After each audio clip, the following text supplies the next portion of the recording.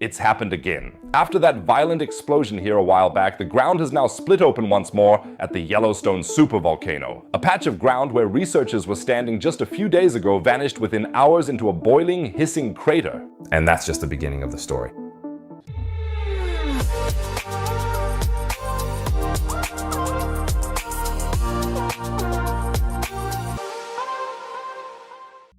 Here you can see a hydrothermal eruption in Yellowstone National Park, specifically in Biscuit Basin, that occurred in 2024. Let me know in the comments what you would have done if you were one of the tourists in this video.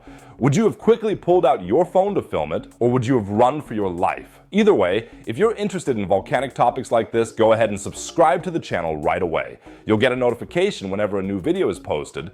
And if you've already subscribed, you can really help the video with a thumbs up. 5,000 likes should be enough to appease the YouTube algorithm. Thanks, guys. So, and now we're coming straight to the scene at Yellowstone. The name alone makes many people cringe, and for good reason. Beneath the Yellowstone National Park in Wyoming lies one of the largest volcanic systems on Earth. With a magma chamber stretching over nearly 90 kilometers, Yellowstone is geologically speaking a sleeping beast, and that's exactly what we're focusing on today, a look right into the Earth's seething bowels. More specifically, we're talking about Biscuit Basin, an area in the heart of the national park known for its hydrothermal features, hot springs, geysers, fumaroles. Yellowstone is an open-air geological laboratory that's constantly in motion, but what happened here on June 13th left even experienced volcanologists in awe. Just after 5 a.m. local time, the instruments at the Yellowstone Volcano Observatory suddenly registered an unusual signal. Seismic energy combined with a low-frequency acoustic signal known as infrasound, which came from the direction of the so-called Black Diamond Pool. Anyone who has ever seen videos of Yellowstone may recognize this deep blue shimmering pool. But exactly what had happened there would only gradually come to light. As the sun rose, park staff noticed something strange. The Firehole River, which flows through the area, had turned into a milky gray ribbon. Over a stretch of nearly 6 kilometers, the water was interspersed with fine sediment, an unmistakable sign that somewhere in Biscuit Basin, something had set rock and water in motion with enormous energy. Did the Black Diamond Pool erupt once again? As we saw at the beginning, it made headlines in July 2024 when it hurled rocks and boiling water into the air, damaging the wooden boardwalk in the process. Now let's take another look at the incredible original footage with sound.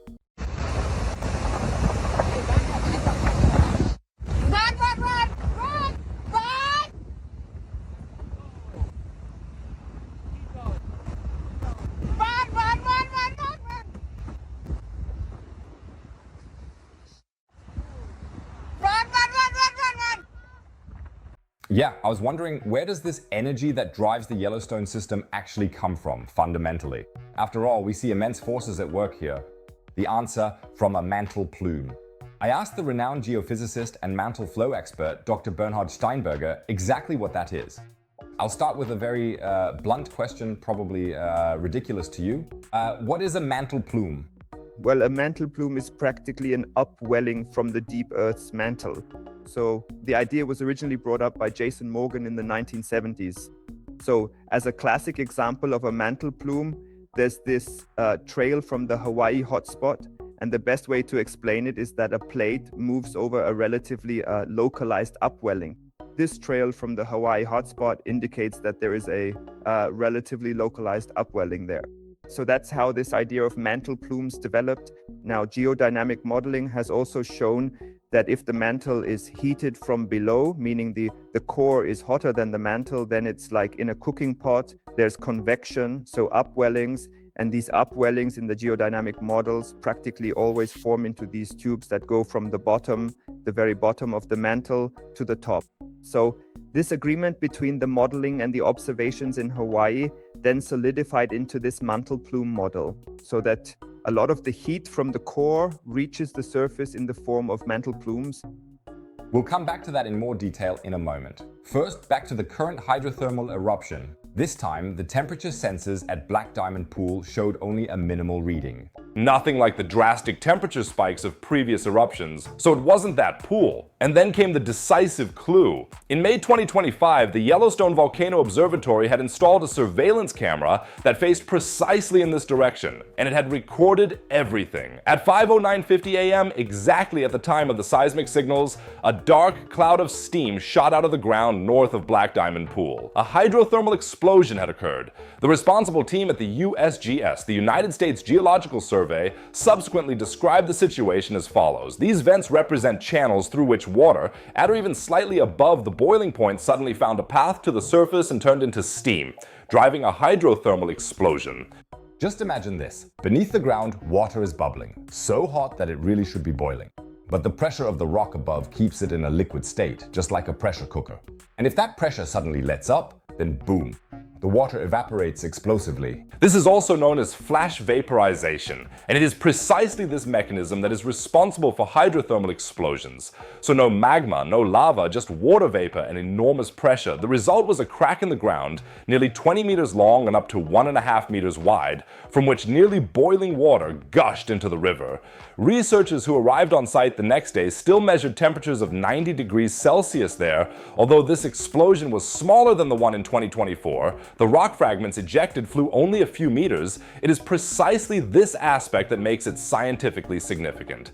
This explosion occurred only about 100 meters away from a brand new monitoring station that had been installed in Biscuit Basin just that summer in 2025. The USGS team writes, "No hydrothermal explosion has ever occurred so close to a monitoring station.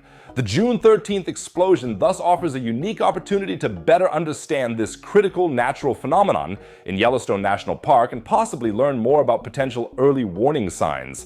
In other words, scientists now have, for the first time, a wealth of measurement data from the immediate vicinity of such an explosion, from before and after. It's comparable to an insurance company finally having dashcam footage after years of only having accidents described secondhand. At this point, let's go back to the fundamental cause of the forces in the Yellowstone area. We now know what a mantle plume is. But what exactly does the Yellowstone mantle plume look like? Spoiler, pretty slanted? I'm trying to visualize that right now. The plume, it originally comes from much further south. I think Baja California. Exactly, yes. Northern Baja California. That's where it is at the core mantle boundary. Then it rises upwards. And how does this slanted path come about? Through which? Well, factors. Inside the Earth, is that exactly created? Well, that's produced practically by large-scale convection. Yes, in the Earth's mantle, there are two large upwellings. So besides the mantle plumes, there are probably two more large upwellings, one under the Pacific and one under Africa. And towards that upwelling in the Pacific, that's where the material in the lower mantle flows. And that flows practically from America towards the Central Pacific to the southwest. And that means the plume, which originally started further north, would then, through this flow field, the source of the plume would be carried further and further south over time. And that's how practically this upwelling then becomes slanted. So the plume in the upper mantle moves in a different direction than in the lower mantle. And that makes this plume conduit slanted so that it now practically comes up from the south or south-southwest to the top. But the story doesn't end there. When the researchers returned to Biscuit Basin 2 days after the explosion, on June 16th, a surprise awaited them that left even seasoned geologists speechless. A new pool had formed on the ground where they had been walking just a few days earlier. Gray, muddy, bubbling, about 6.5 by 5.3 meters in size, and scalding hot. A rhythmic tapping caused by steam bubbles forming and collapsing echoed across the site. 3 days ago, solid ground, now a bubbling crater. Biscuit Basin has once again lived up to its reputation as one of the most dynamic and unpredictable hydrothermal areas in Yellowstone. The USGS team sums up the situation perfectly. The event underscores the dynamic and dangerous nature of hydrothermal activity in this region. And as if that weren't enough, on June 18th, camera footage suddenly showed water fountains shooting 6 to 9 meters high into the air. The new pool is exhibiting geyser-like behavior. All of this shows that Yellowstone isn't dormant. The entire volcanic, and thus hydrothermal system, is active, and unpredictable eruptions occur time and again. By the way, fortunately, Biscuit Basin had been closed to visitors since the 2024 event, so no one was injured in the recent incident. That's a good thing, because taking a walk on ground that turns into a boiling pool in the blink of an eye might not be the most pleasant way to spend your free time. So what's the takeaway from all this? Yellowstone is and remains a window into the interior of our planet, and this window sometimes opens very suddenly without warning, right in the... That's exactly what makes it so valuable to scientists and so fascinating to us observers. In the coming weeks, researchers will analyze the measurement data from the new station and hope to perhaps even identify for the first time precursor signals of a hydrothermal explosion. Are there seismic tremors or infrasound signals that precede such an explosion? Will it be possible to issue warnings in time in the future?